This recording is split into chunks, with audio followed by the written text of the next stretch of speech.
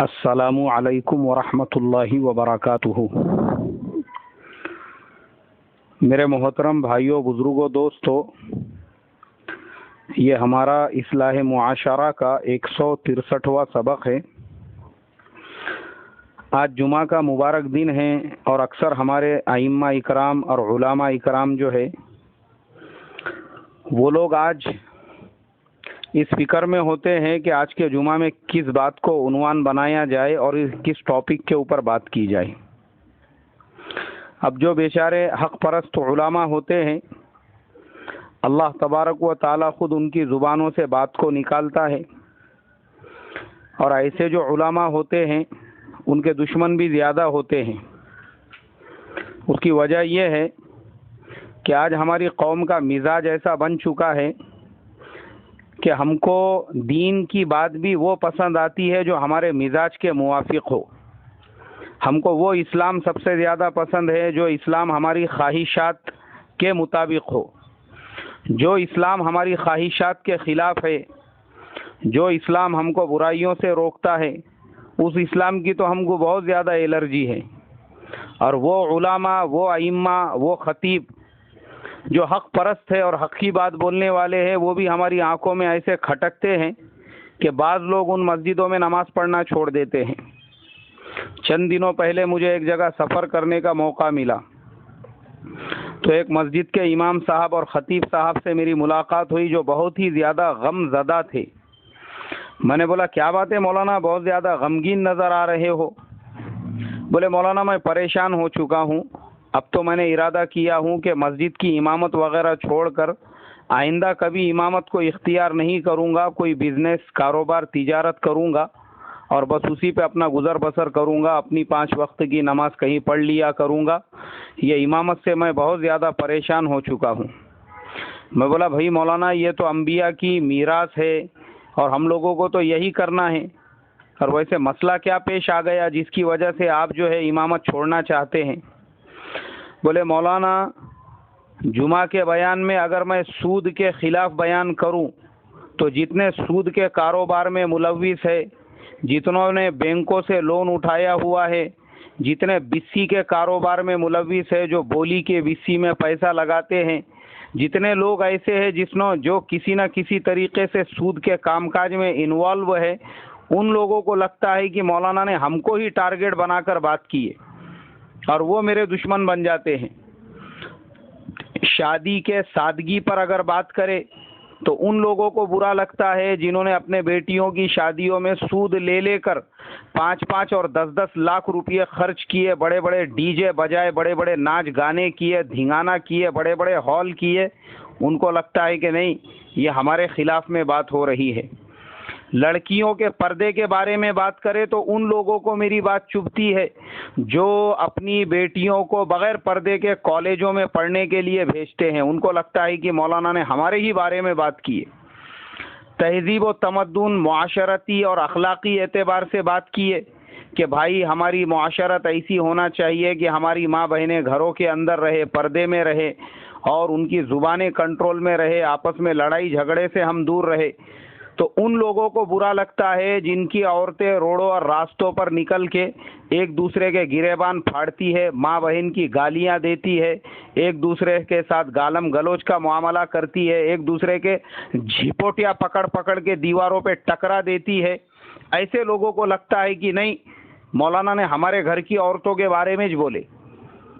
جس معاملے میں بھی میں بات کروں یا جس ٹاپک پہ بھی میں بات کروں، سننے والوں میں سے وہ طبقہ جو اس بیماری کے اندر ملوث ہے ان کو لگتا ہے کہ میں نے ان کے بارے میں ہی بولا ہوں۔ میں نے ان کو بٹھایا اور انہوں نے مجھے چائے پلائی کیونکہ میں ان کا مہمان تھا، اور پھر ہم اطمینان سے بات کرنے لگے۔ میں نے کہا مولانا آپ کو اگر اس قوم سے یہ ایکسپیکٹیشن ہے کہ یہ آپ کو آنکھوں میں سرمے کی طرح سے پنائیں گی یا آپ کو کاندھے پر بٹھائیں گی تو یہ آپ کی سب سے بڑی غلط فہمی ہے۔ آپ حق کے داعی ہے، آپ انبیاء کے وارث ہے، آپ کو آپ کا کام ہر حالت میں کرنا پڑے گا، چاہے سود خور کو آپ کا بیان برا لگے، چاہے شادی بیاہ میں فضول خرچی کرنے والے کو برا لگے، چاہے جس کی بہن بیٹیاں بے پردہ پھرتی ہے اس کو آپ کے پردے کا بیان برا لگے،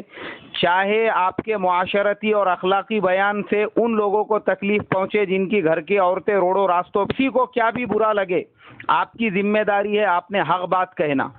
یہ قوم وہ ہے جنہوں نے نبیوں کی حق بات کو برداشت نہیں کیا، تو وہ آپ کی حق بات کو کہاں سے برداشت کریں گے؟ لیکن آپ کو آپ کا کام کرنا ہے۔ نبیوں نے اپنا کام نہیں چھوڑا، رسول پاک صلی اللہ علیہ وسلم کے لوگ اس لیے دشمن بن گئے تھے کیونکہ ان کی خواہشات جو تھی، آپ کا دین ان کی خواہشات کے خلاف تھا، ورنہ وہ تو یہ کہتے تھے کہ اے محمد صلی اللہ علیہ وسلم آپ کا اسلام بہت اچھا ہے، لیکن اگر آپ ہم کو اس میں نماز نہیں پڑھنے کی اجازت دیتے ہیں اور زکوٰۃ نہیں دینے کی ہم کو اجازت دیتے ہیں تو ہم آپ کے اسلام کو قبول کرتے ہیں۔ قرآن میں اللہ نے کہا اس کی بالکل اجازت نہیں رہیں گی۔ اسلام تو وہ ہے جو تم کو خالص اور پورا کا پورا اختیار کرنا پڑے گا، وہ اسلام اللہ تبارک و تعالیٰ کے نزدیک ناقابل قبول ہے، جس کے بارے میں فرمایا افتؤمنون ببعض الکتاب وتکفرون ببعض۔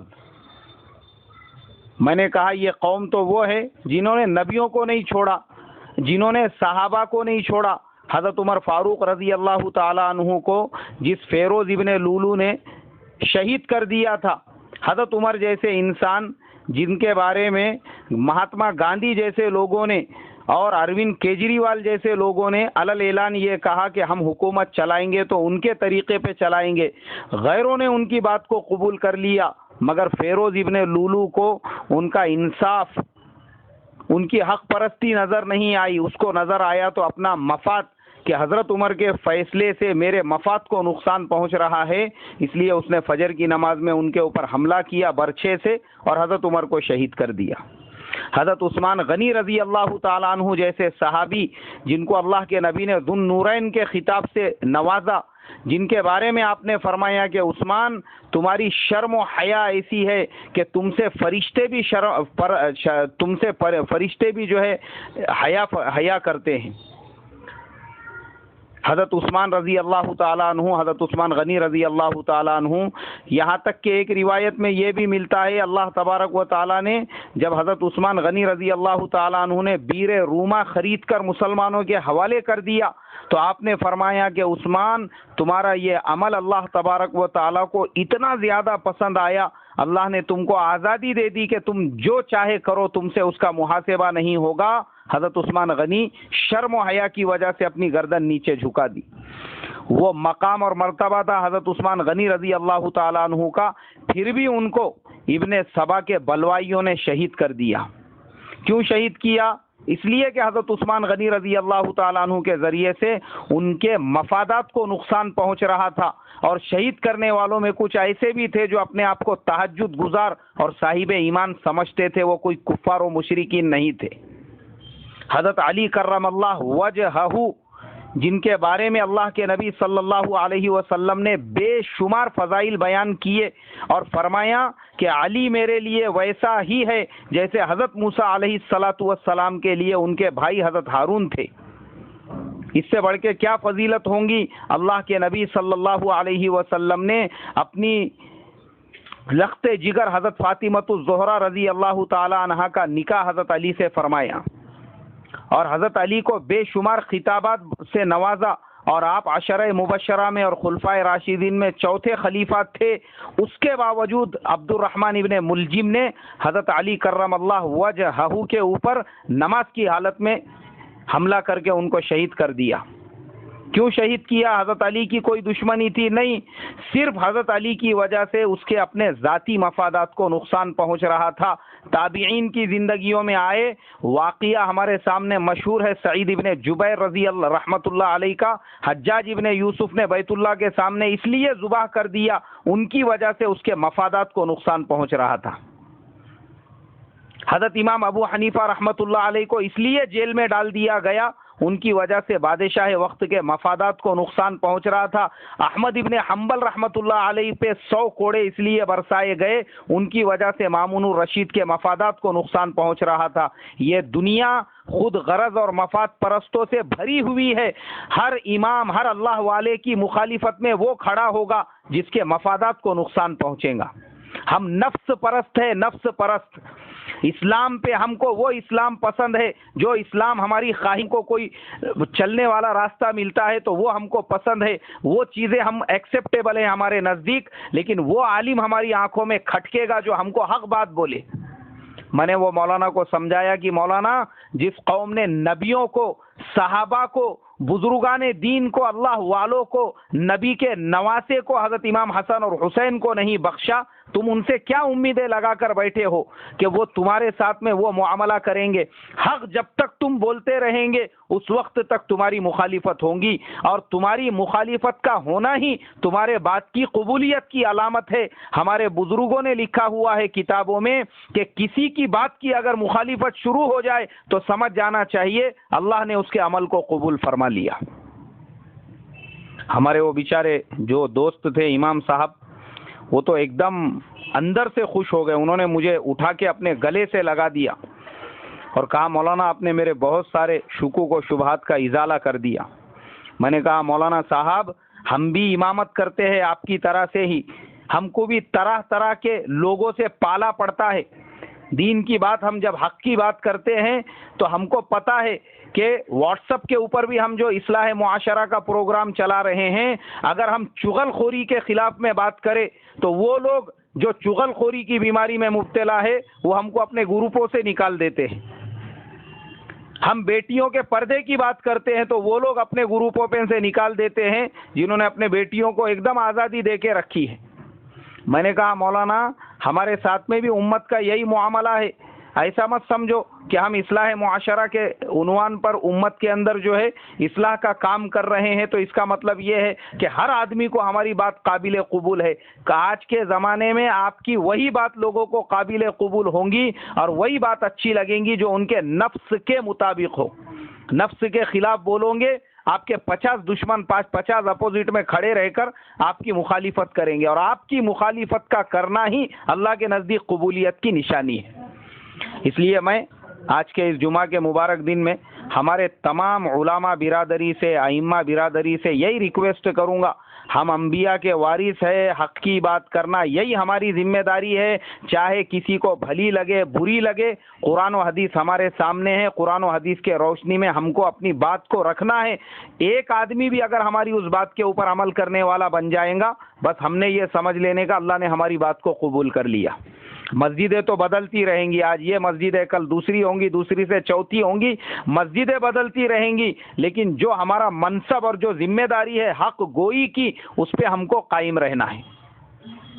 اور سننے والوں سے بھی ریکویسٹ کروں گا کہ خدا کے واسطے وہ ایمان پہ، وہ اسلام پہ عمل کرو جو اللہ اور اس کے رسول والا ہے، اپنے نفس والے اسلام کو چھوڑ دو۔ اسی لیے قرآن پاک میں اللہ تبارک و تعالی نے کفار و مشرکین کی یہ صفت بیان کی ہے، افرأیت من اتخذ الہہ ہواہ، کیا تم لوگ ان کے بارے میں جانتے نہیں جنہوں نے اپنی خواہشات کو اپنا خدا بنایا ہوا ہے۔ اس لیے محترم بزرگوں، یہ جتنے علماء جتنے ائمہ جو بولتے ہیں یہ ان کے اوپر فرض ہے، اللہ کی طرف سے ذمہ داری ہے کہ امت کی صحیح رہبری کرے۔ وہ ہماری صحیح رہبری کر رہے ہیں، ہم ان کی تابع داری کریں، ان کی باتوں پر عمل کریں، اسی میں ہماری دنیا آخرت کی کامیابی ہے۔ اللہ تبارک و تعالی ہم تمام کو علماء کی قدردانی کرنے کی اور اللہ کے حکموں پر چلنے کی توفیق عطا فرمائیں۔ السلام علیکم ورحمۃ اللہ وبرکاتہ۔